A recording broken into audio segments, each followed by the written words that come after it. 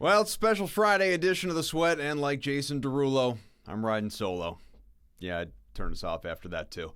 Adam Kaufman here with you. I'm going to be joined by Dodgers pitcher Ross Stripling and WFAN radio host Mike Francesa a little bit later on, so don't go anywhere. Hopefully those guys at least worth sticking around for you. But for now, let's jump into baseball talk. DK Live's Steve Buchanan, Matt LaMarca from Action Network, and Phantom Sports' Adam Mancuda. Just a lovely-looking crew right there.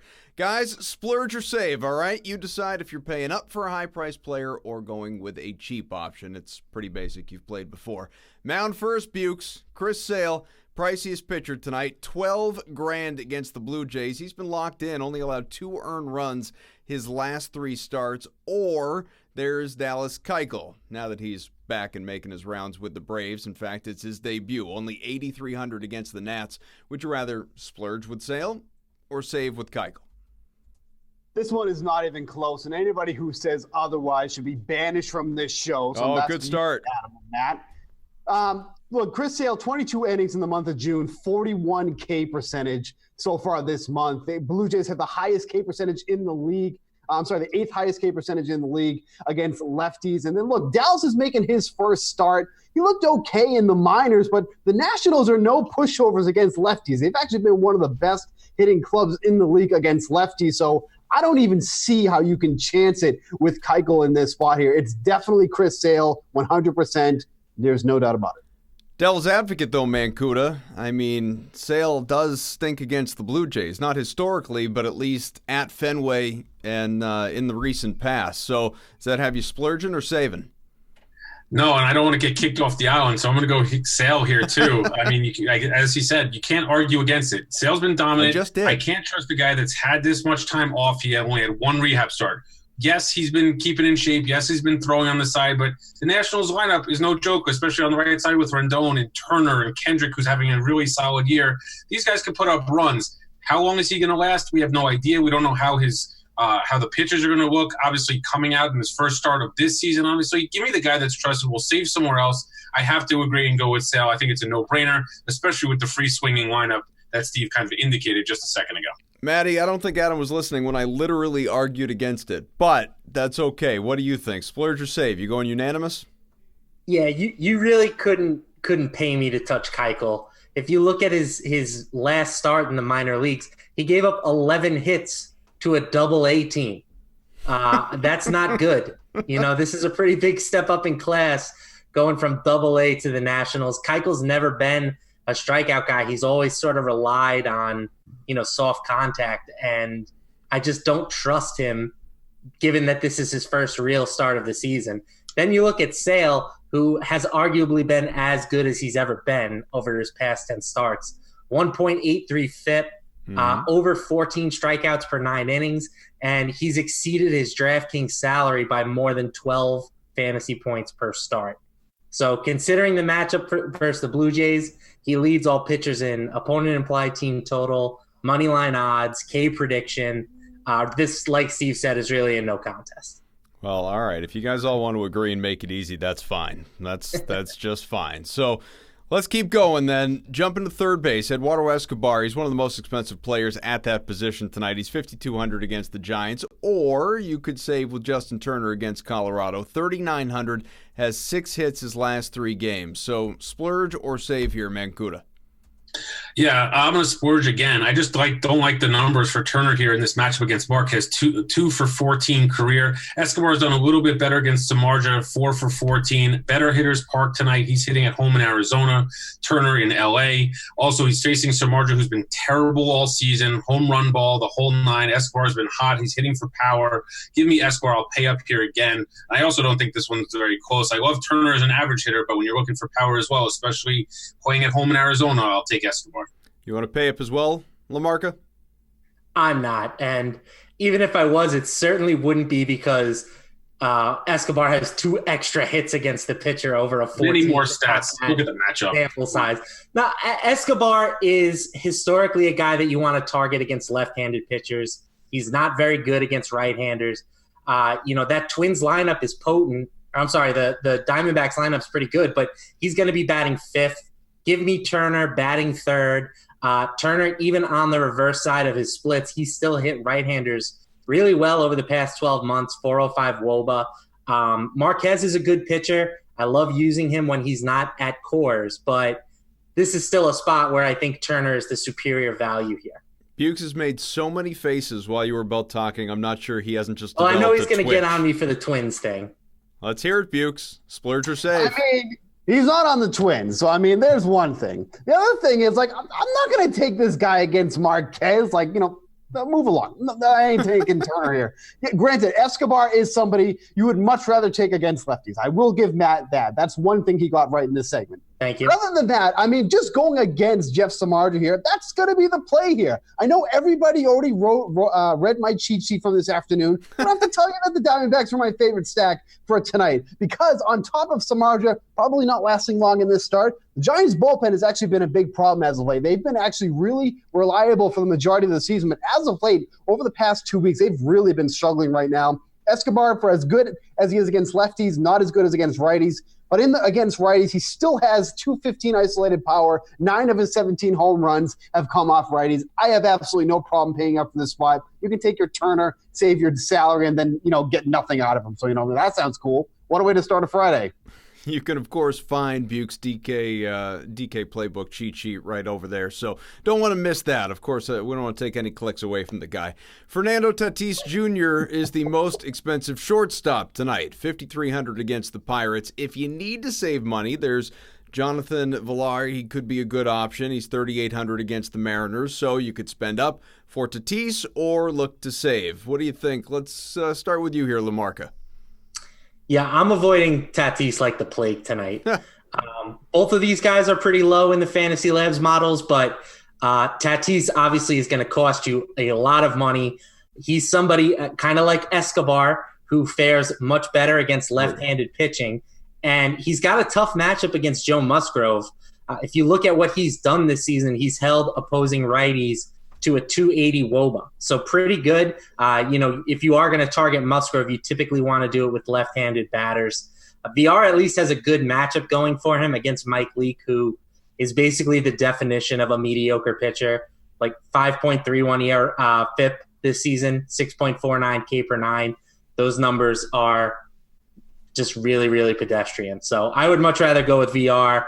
And for me, Tatis is a hard pass tonight. Bukes, what do you think? Splurge or save? Yeah, this is definitely a place I'm going to save here. It's just the Padres are just not in a good matchup at all against Joe Musgrove. I mean, Joe Musgrove is probably an average pitcher at best, but like Matt said, he's actually done really well against righties, and this is a very right-handed heavy Padres lineup. With VR here, look, Mike Leake, for give him the benefit, he has pitched pretty well this month, but when you start getting into some of his deeper stats, it just shows that he's definitely in for some regression here. This is not a Mike Leake that we're going to count on to go out there and pitch well every single night, but his numbers against lefties, which VR would be batting here, much worse against righties at home here. So either one is not really on the radar, but if you're choosing between the two, it's definitely VR. How about you, Mancuda? Yeah, I'm going to save here with Villar. I like the stats career against Leake, 5 for 12 with 5 walks, so he's getting on base at a pretty good clip against Leake. And for as well as he has pitched on the surface, this is Mike Leake. This is a guy that's been on 100 teams in his career. There talks about him getting traded yet again, obviously with the Mariners selling. So, this is not a guy that's going to, scare me off from using him. And then in terms of Tatis, look, he's a great player. He's one of obviously the top prospects, young players in the game. Tonight against Musgrove with the righty matchup that he has, I totally agree with the guys. I would stay clear of that. I'd play Villar, save the money, and move on. I'm just upset that it must be an Adam thing. We just keep calling him Villar instead of VR. So at least, half of us are on track. All right, great work, team. More baseball a little bit later on. When we come back after a word on the NBA draft, we will look into the future with DK's Director of Race and Sports Operations, Johnny Avello. You don't want to miss that if you want to make some money. What's happening? I'm Brendan Glasheen here with your DraftKings Fantasy Flash. NBA draft reaction from a fantasy perspective. First off, we got to tip the cap to our DK Live hoop heads, Julian Edlow, Greg Ehrenberg, and Timothy Finnegan. Outstanding coverage, boys, on the DK playbook.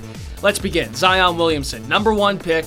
Duh, we knew that one was coming. On the DraftKings Sportsbook at minus 167, Zion is the current favorite to win Rookie of the Year honors. At Duke, the 6'7 monster averaged 22.6 points and 8.9 rebounds on 68% shooting from the field. Yeah, Pelicans made a risky call here. Second overall selection, Ja Morant, will have plenty of freedom in the Grizzlies' backcourt. The Mike Conley trade is a big reason for that, of course. What we'll have to watch now is how the new head coach, Taylor Jenkins, utilizes Morant's explosiveness. Memphis played at the slowest pace in the NBA last year, 97 possessions per 48 minutes. That's got to change with Morant's motor as the centerpiece. Let's go to the Knicks. They get a talented but inefficient R.J. Barrett. His growth as a shooter, pivotal to you folks in DFS, and for him to become a solid fantasy player.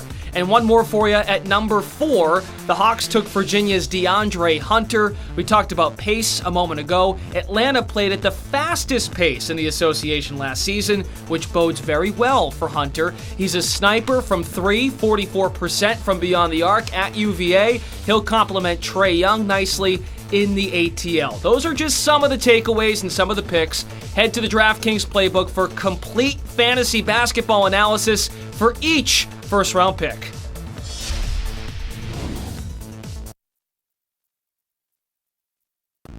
Well, NBA Draft is behind us. DraftKings Johnny Avello, but clearly you know that by now. You've been with us a number of times. And the big guy, Zion Williamson, not literally big, but also figuratively in the sense that there was so much hype around this guy.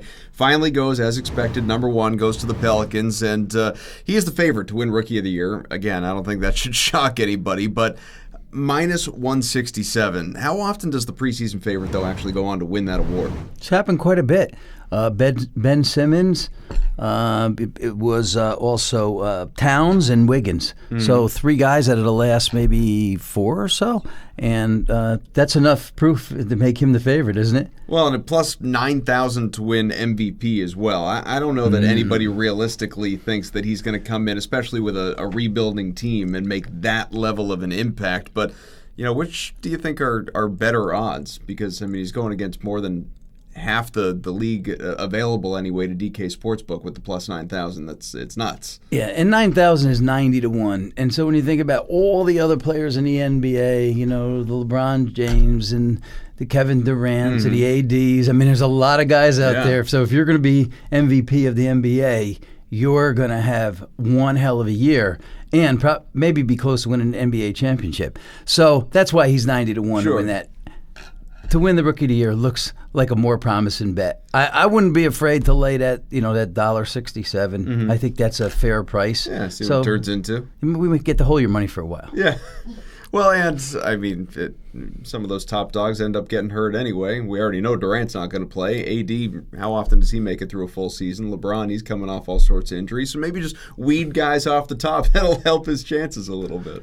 Sometimes when your team is good, you'll make it through a full season. Sometimes a little more motivated. Exactly. Don't need that same rest. No. Shut things down. That's correct. How do you come up with the odds, though, for more so, I guess, MVP than Rookie of the Year? Because clearly, Rookie of the Year, everybody's in the same boat. But for MVP, when you've got a guy who's never played in the NBA going up against all these guys who, like you said, are the perennial favorites to win, how do you come up with 90 to 1? Well, that's what you look at. You look at all those guys that, are in the hunt to win it.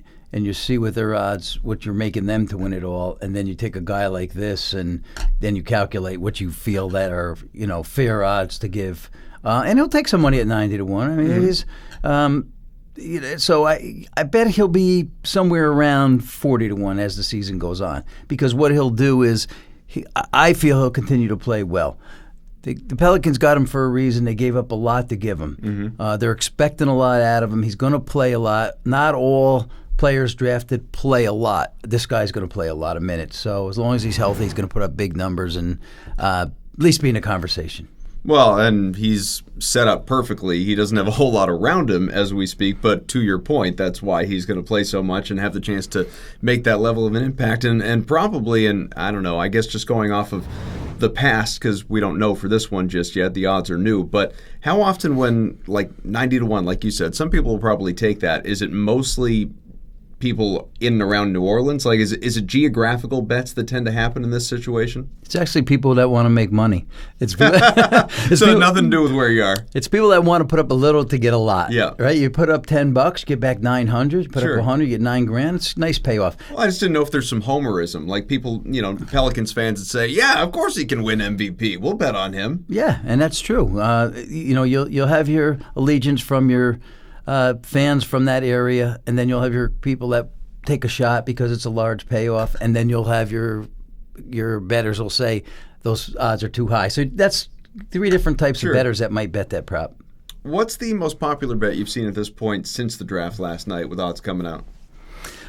Some of the teams have gotten a little bit of play. The Lakers actually got some play because they didn't do much in the draft. They did pick up a point guard last night at Iowa State, young kid, and they need that. Yeah. And so we'll see how quick he matures. So, a little bit of play on the Lakers, a little bit of play on some of the teams that, Memphis got a little bit of play. So there's been some adjustments in the future book odds. And then there's been half-point moves on, total wins. A couple of teams that maybe we felt a certain player was going to go there, and they actually might have done a little better. And so a little slight half-point moves, but nothing drastic.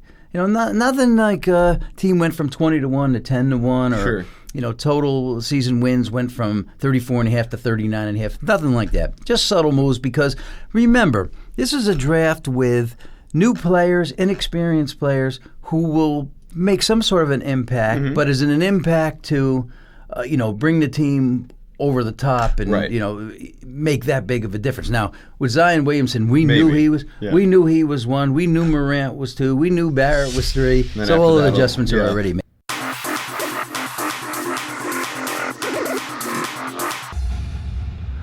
Welcome to the Price Check. I'm Pierce Dietrich. Let's look at the salaries for Sonoma. Whose salary jumped up this week? Daniel Hemrick, $6,000 up to $7,600. What is going on? These are the worst prices that I've ever seen in DFS NASCAR. Daniel Suarez, $7,700 up to $8,700. Looks like the optimal lineup streak is going to come to an end. Psych! The streak is at ovals and non-plate races. This one does not count. Matt Tiff, $5,500 up to $6,400. Again, another no-talent rookie with a price increase. Sure, he's had some success in the Xfinity Series at the road courses, but he outraced nobodies. Whose salary dropped this week? Kyle Busch, $11,800 down to $10,400. I get it, there are less laps this week, so less points available, but it's Kyle Busch. Brad Keselowski, $11,200 down to $10,100. This is not his track, and it makes sense. The guy in the Miller Lite car struggles in wine country. Kyle Larson, $9,500 down to $8,500. He's got the talent, but he never seems to have the car. 4 races at Sonoma, 0 top 10s. Favorite play of the week, Clint Boyer, $9,300. He is the best Sonoma driver, period. Michael McDowell, $6,900. He has a road racing background. He is too cheap. A top 20 will do the trick. All right, guys, check out the DK Playbook for your DFS information and needs if you have NASCAR questions. Hit me up on Twitter, @RaceForThePrize. I'm Pierce Dietrich. Catch me on DK Live. All right, Pierce, thank you very much. And hello to my golf friends from DK Live, Jeff Ulrich and Reed Fowler. Jeff, anything witty on your whiteboard tonight, pal? You guys can't hear me? Maybe? Just guessing? How about now? You got me now? Can I hear you? Nope. Don't worry. We'll figure it out, though. There you are. It's good to see you guys. All right. I was going to banter with you, but who's got time for that? We've got the PGA Weekend Showdown picks for the Travelers Championship this weekend. So let's start with Zach Sucher. He is at the top of the leaderboard right now, and only 7,200 on DK. Is he a must-play, Reed? I don't think so. I think when you look at him, it's a nice story, right? He's played the Travelers, I think twice before, and he's missed the cut both times. And really the stats, when you look at just his stats this season are in 2019 on the PGA Tour, not that good. I mean, his best finish is 35th to Byron Nelson. And even then, right, Zach Sucher, he's no one really knows who he is. And so, yeah, you can play him. I don't think a lot of people are. When you look at this tournament, too, a lot of people have come from behind and went and have won. Kevin Streelman a while back, 7 straight birdies to finish Sunday to win. Bubba Watson shooting 63. So a guy like Kyle Stanley, who's top 5 or top 3 in ball striking today and just can't make a putt, is someone that I'm looking at who's at the same price. And so Sucher, not a must-play for me. Jeff, how about you? Must-play? Stanley's a 0, or Sucher's a 0. Like, you don't play him. He's gained like over 4 strokes putting. He's never been in this position in his life. No, they definitely do not play Zach Sucher in weekend golf. I'm expecting sort of a self-destruct round. look, Reed mentioned Kyle Stanley. You can play the Wolf, Matthew Wolf, the hot amateur player that just turned pro. He actually started out pretty well. Much rather take a chance with him or Joaquin Neiman at 7,300. There's plenty of other players out there you can play over Suker. It's a great first start, but we've seen so many players start hot Thursday, Friday, and then melt down. Probably what's going to happen. 1-stroke lead through 2 rounds for Suker right now. How about Patrick Cantlay, a guy that I think most people are much more familiar with? He's the highest priced golfer for the weekend, just under $11,000, actually 10.6 to be exact. So you gonna pay for that, Jeff? What do you think? No, I don't think so. I mean, Cantlay just barely made the cut, by the way. He had to sink a bomb on 17, like a 50-foot putt, just to make it to the weekend. I think you're seeing a little bit of fatigue with this player. He's been absolutely red hot past like 5-6 weeks. Obviously won the Memorial. He's been, top 10ing in majors and stuff like that. But to me, it feels like fatigue. His putter was hot too. When that starts to cool off, you're going to see Patrick Cantlay level out a little bit. And I think it's starting this weekend. The thing, he's the highest priced golfer on the slate, right? So for me, much rather go down to Justin Thomas, who again, hitting it much better right now, just needs to get that putter going. I really feel like you're going to see a low round from him, if not this weekend, then soon. Jason Day's actually played pretty well. And there's just other players out there cheaper than Cantlay. I don't think you need to go to that well this weekend. Suker, by the way, I think I said 5 under. He's 5 under for the day, or he went 5 under for the day, 11 under overall. 2 under, though, for Cantlay after a not-so-great second-round read. He went 2 over. He is tied for 56, so he's really nowhere near this thing in terms of actually fighting to win it, realistically. But, again, 10-6, would you pay for him this weekend to turn things around just a bit? I mean, I wouldn't be opposed to it. Like Jeff mentioned, when you look at Cantlay and a lot of people rostering him, I think, in GPPs, it kind of, they look at this, and Jeff mentioned it, he makes it on the cut. And so, you feel that feeling of any sort of confidence with Cantlay. I think a lot of people are going to go to what Jeff was saying, that the narrative is that he's a little tired, that he's in these bigger tournaments like these majors, he's competed well. We saw a little bit at Pebble, a little regression, and now we're seeing it again. But ball striking, he's still there. He's 31st in the field in ball striking, and it's the putting, right? The putting and around the green stuff for Cantlay is just not clicking.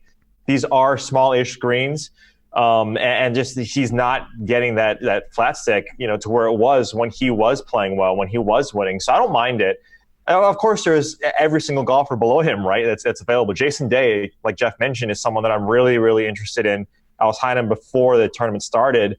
He's got a new caddy. Like, he sounds like he's got a new, set of priorities and goals to be back to number one, which is a tough test when you get guys like Brooks and Dustin and all these guys, Rory, all playing really well. I really like Jason Day, even Tommy Fleetwood for that matter. A lot of guys in this tournament, a lot of strength in this tournament. So I don't mind paying for it just because he's going to be low owned.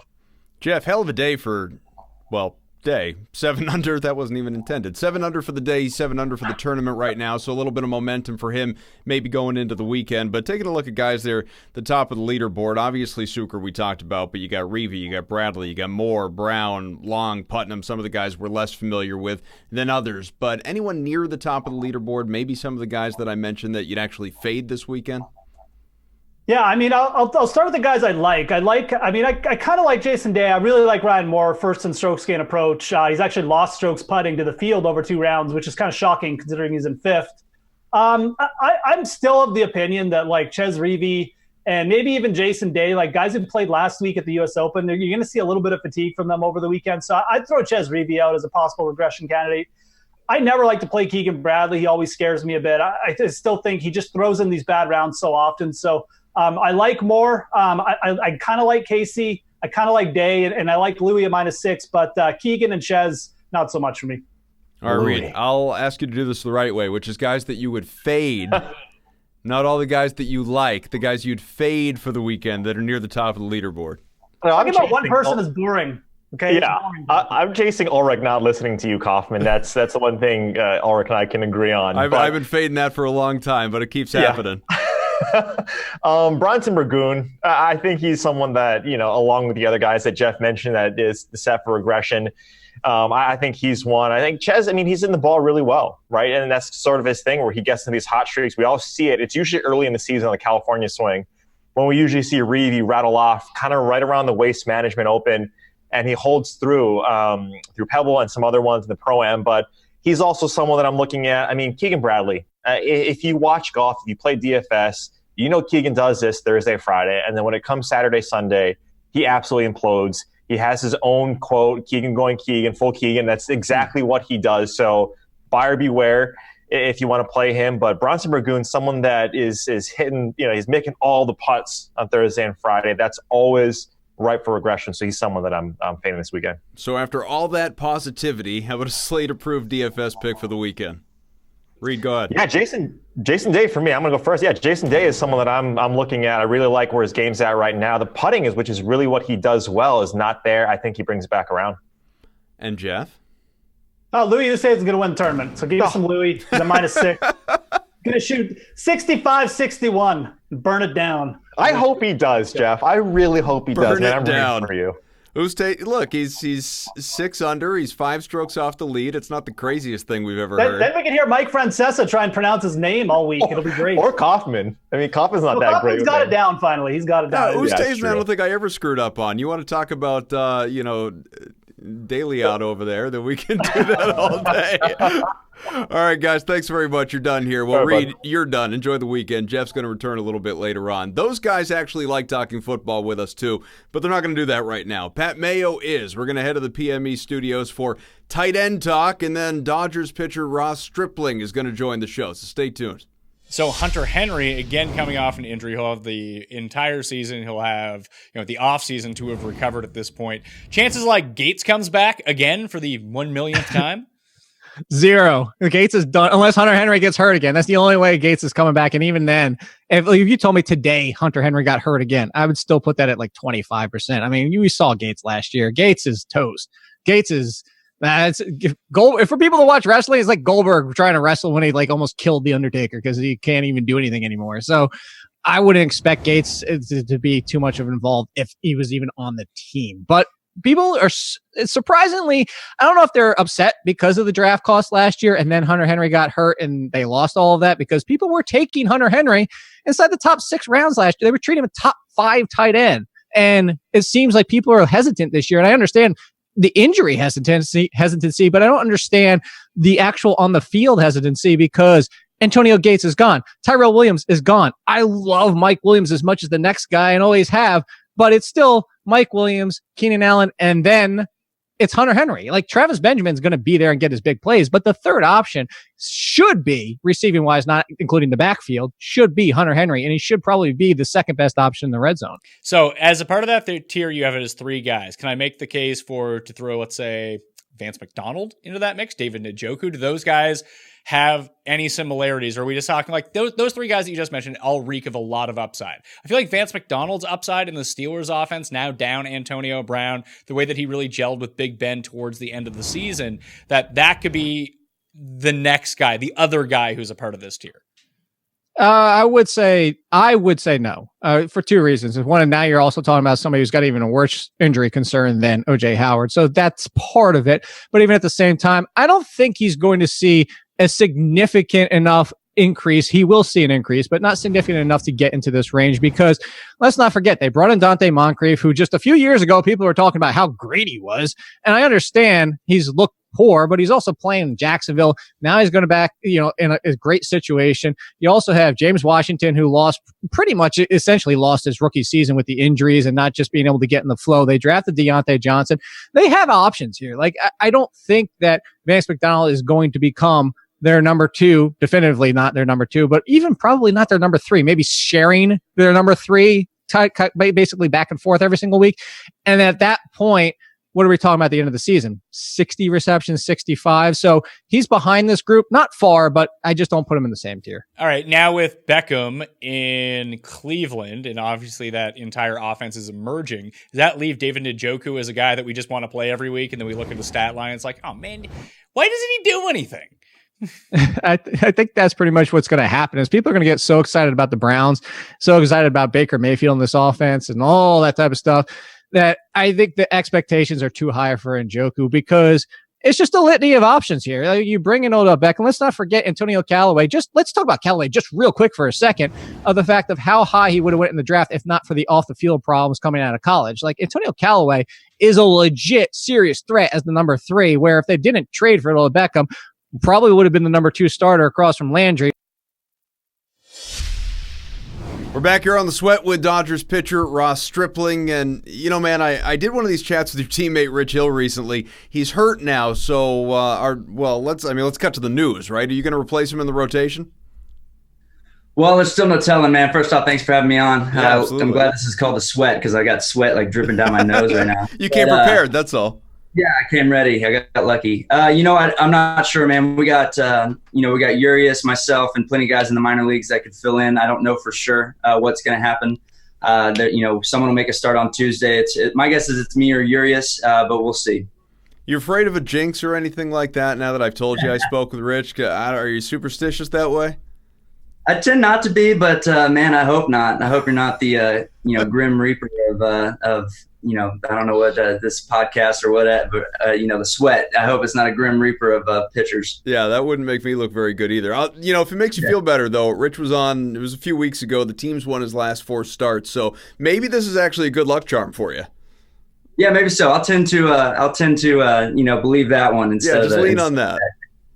So with Rich down, I mean, it's bittersweet. Clearly, you don't want to see a teammate get hurt, but selfishly, is it nice having the opportunity to get back in the rotation if, in fact, that happens?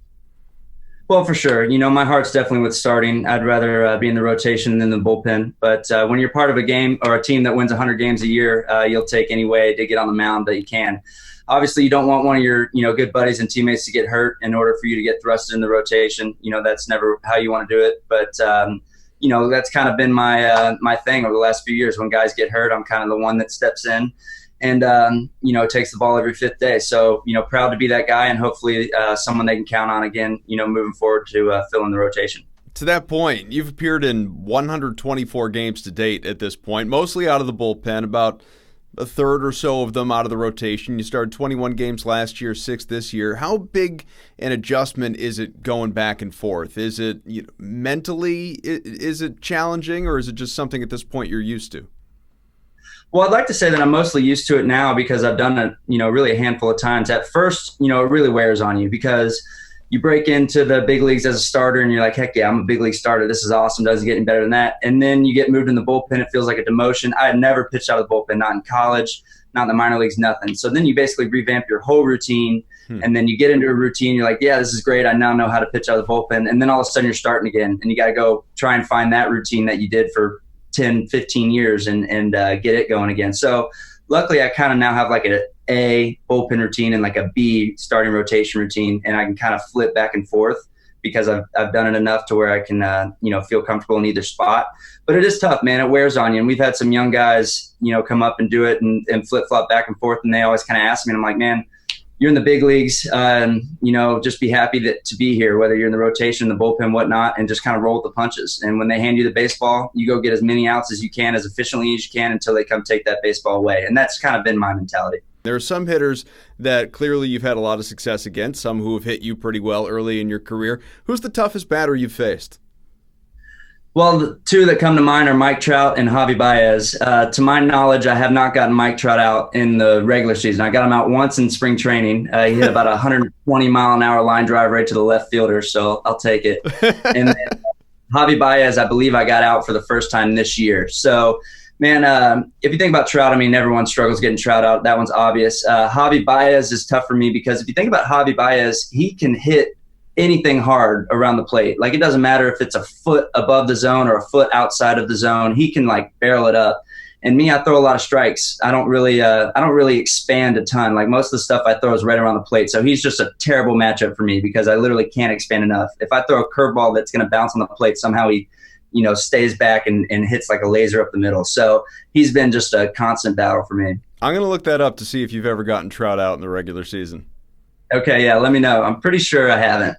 We're going to see if we can find that. Hey, something that people may not know about you that is really very interesting. You're a licensed stockbroker. How did that come about? Because it seems like it's still even a big part of your life outside of baseball. Yeah, it is. So it was, what I studied in college. I got my degree in finance from Texas A&M. And then after my first full season in minor league baseball, I had Tommy John surgery. So I'm sitting out in Arizona for 14 months. It's 120 degrees. I don't know if baseball's in my future anymore because I'm trying to come back from this injury. So it's like, all right, I got to, find a fallback plan. So you start thinking about what my passions are, and one of them is, the stock market, and invested my own signing bonus. And I get with a company called B. Riley. They're a bank based out of here in Santa Monica, but they have a Houston branch. And they said, well, let's get you licensed. And I was like, I don't know. I kind of just want to learn more about the market so I can, use that knowledge and invest my own money. And anyways, long story short, I ended up taking 2 big tests over the next 2 off seasons. I get licensed. So I'm technically a stockbroker, a money manager. I do most of my family's money, my money, a few friends' money. And in the off season, I do my baseball stuff from about 8 to noon. And then I go sit in a cubicle from about 12:30 to the market closes at 3 Central Time. And just learn more and more about, money management and all that kind of stuff, man. It's fun. Do you play fantasy sports at all?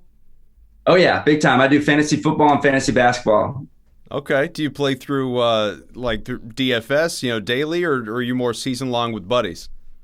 So I've done some of the daily stuff. I didn't have a lot of success. And so mostly we do, just like a 12-team league. And actually I won the league last year in the Dodgers clubhouse. So nice. Got to defend my title. That's coming up soon. I have to start doing research. But my basketball team, we underperformed this year.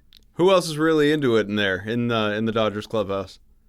Well, believe it or not, so Farhan, obviously he left to be the Giants GM, president, whatever he is. He had won it 3 years in a row. Huh. So I dethroned him in the championship, which was cool.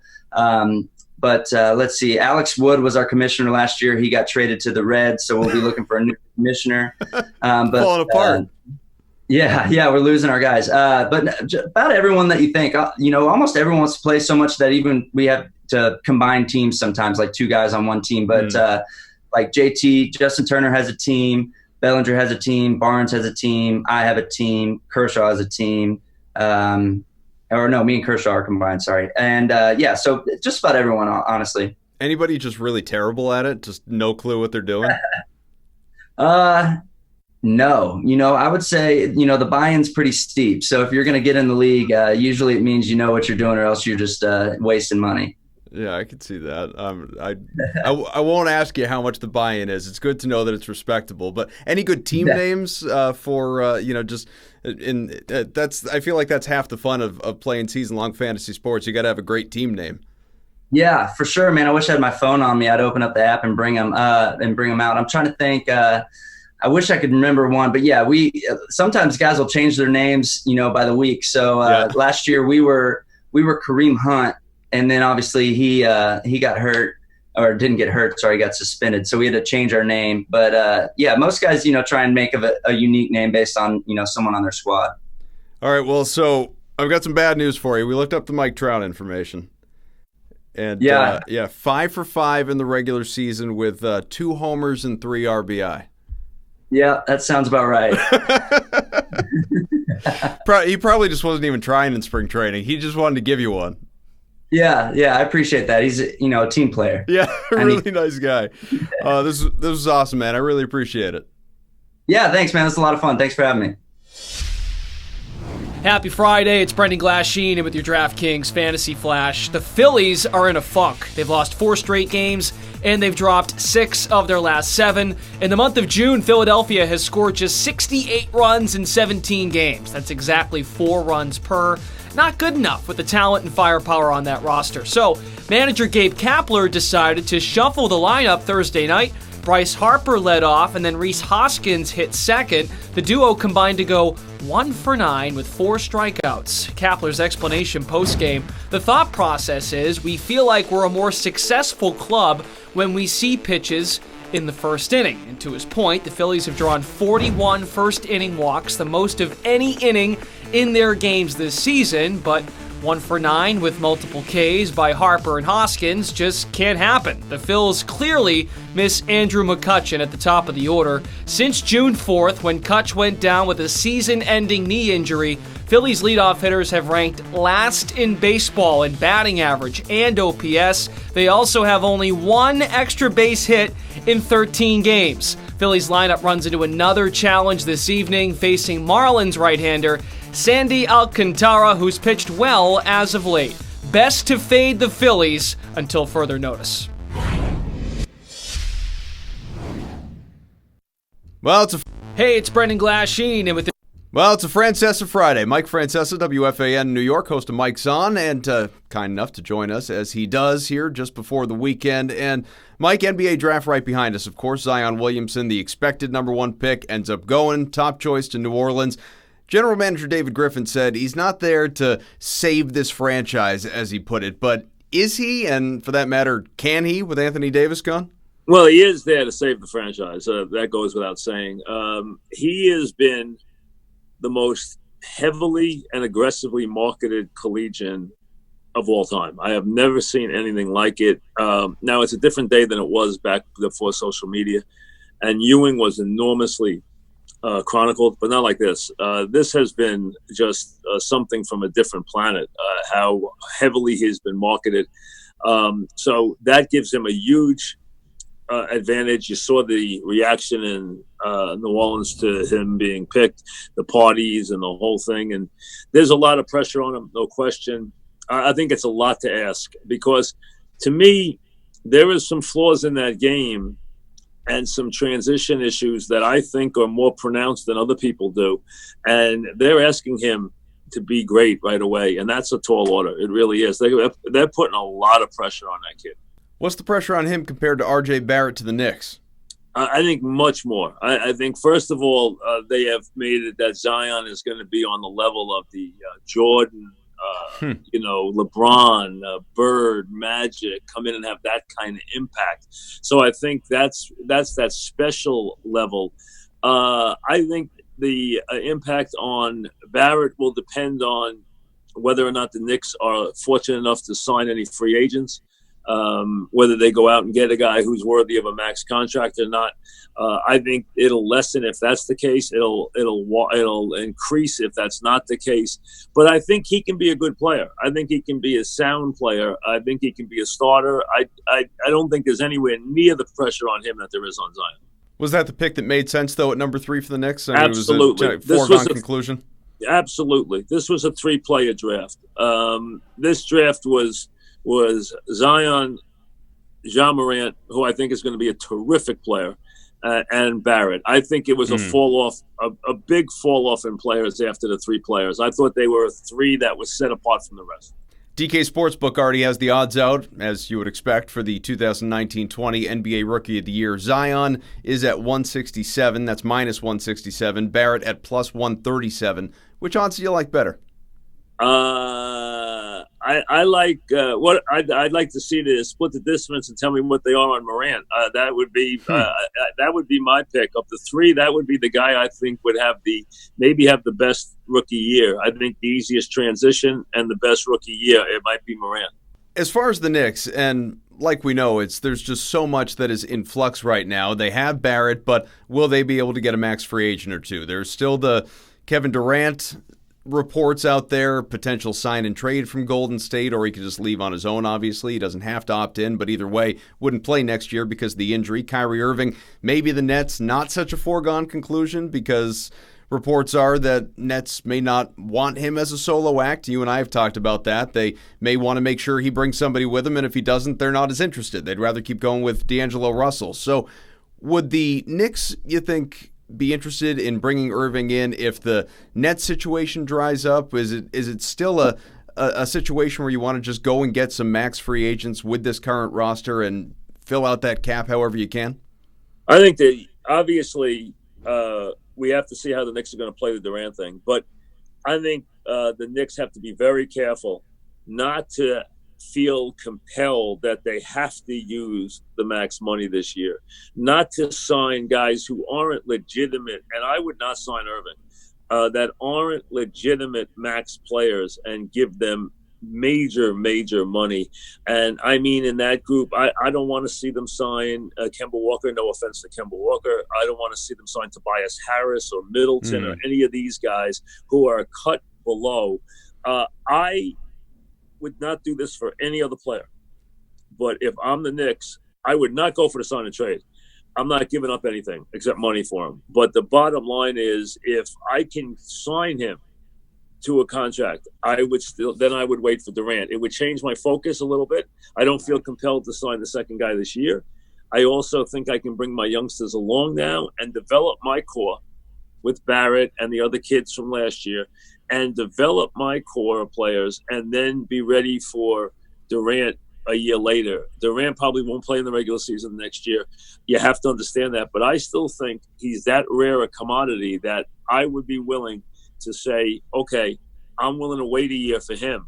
I wouldn't do it for anybody else, but for him, I would still do it because I still think he's that rare a commodity to get for just money, and I think he could still have 3 or 4 really good years once he heals.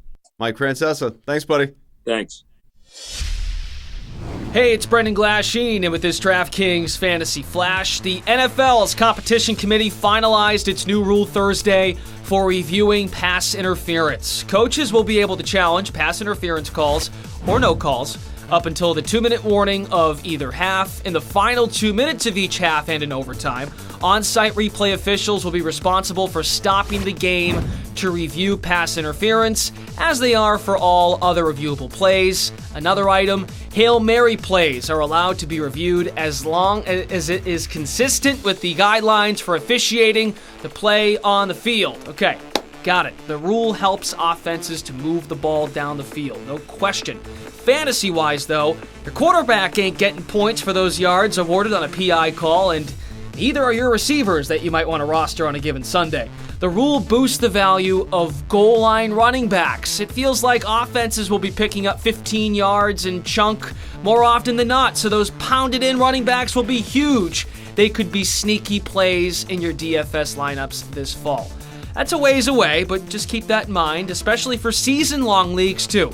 Also note, the rule only covers the 2019 season. Then owners will decide whether to extend, tweak, or eliminate the rule for 2020. Okay, we're back now with DK Live's Jeff Ulrich, this time for pucks because NHL Draft starts tonight, guy. Jack Hughes is the huge favorite to be picked first overall tonight. He is minus 3,335 on DK Sportsbook. How much is he going to help the Devils get back on track?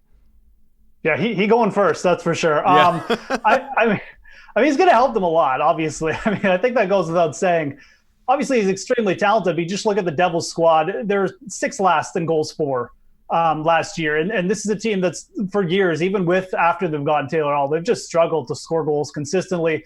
Now, they were kind of they were injured last year. I mean, they just injured to top to bottom and forwards. So, but getting Hughes, Hall, Palmieri up there, I think they're going to really improve offensively.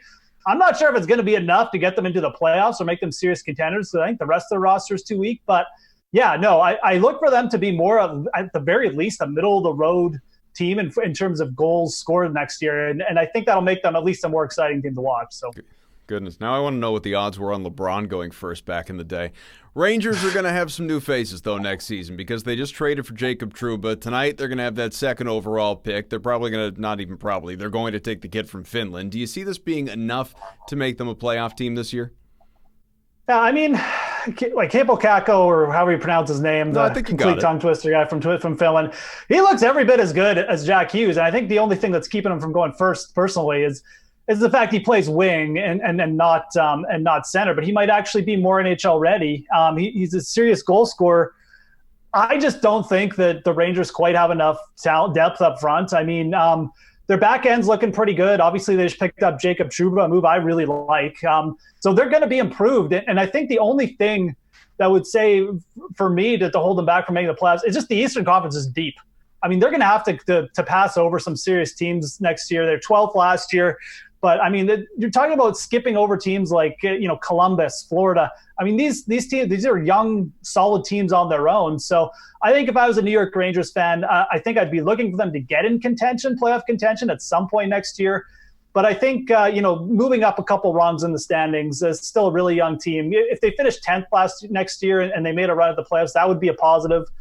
I think they're moving in the right direction. I think Kakko is going to prove to be a very, very good player over the long term. So, answer is no. I don't think they're making the playoffs, but I think they'll be more competitive. The Blackhawks are typically one of the league's model franchises. Of course, it's been a little while since Joe Q was floating around and leading them to championships. They've missed the playoffs in back-to-back years now. So is a top 3 pick enough to get them back to being contenders? I can't imagine it would happen overnight. I'm really interested to see what Chicago does because everyone knows who's going first and second. But Chicago, the sort of consensus number 3 player on the board right now is Bowen Byron, and he's a defenseman. And Chicago just traded for Olli Määttä, and they've been taking defensemen with their top draft picks the last couple of years. So they're stocked. Like they're stocked in defense. I mean, they just are. And I think they might make a trade. Either that or they're going to take a chance on one of these other forwards like Alex Turcotte, which is fine. But I think a player like that could help them. I think it's more realistic. You might see them trade back for assets. And if they do that and then they decide to make a run and maybe bring in some more like proven talent right away, I think they could. I mean, we saw them at the end of the year make a run.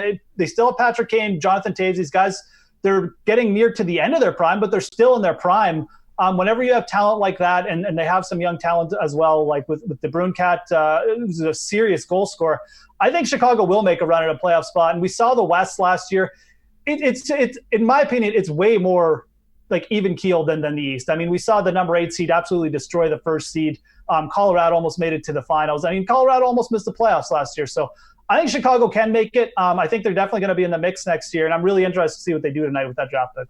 All right, Jeff, your last answer was so thorough we don't have time for our last question. But that's okay. We appreciate your time. We're going to let you go. Enjoy the weekend. Baseball panel returns soon after the latest edition of the Jonah Carey Project, looking at the Cincinnati Reds.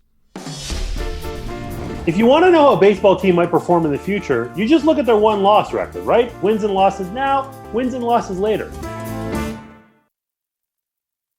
But here's a better way. Run differential. Runs scored versus runs allowed are actually more predictive when it comes to future performance than wins and losses. So what does that mean? Well, let's look at the 2019 Cincinnati Reds as an example. The Reds sit here and they're 6 games under 500 as we speak, 32-38 with a plus 39 run differential. That seems unusual. Wouldn't you have allowed more runs than you've scored if you've lost more games than you've won? If you take the formula devised by the great baseball pioneer Bill James, and you look at wins and losses versus runs scored and runs allowed, the Cincinnati Reds would have an expected record of 40-30, meaning instead of being in 4th place in the NL Central, languishing in their division, they'd be in 2nd place directly behind the Chicago Cubs, who also have a very good run differential. So what does all this mean, run differential? Simply put, it means that the Cincinnati Reds have been bad in 1-run games and in extra inning games and in coin flip situations. They're 10-15 in 1-run games.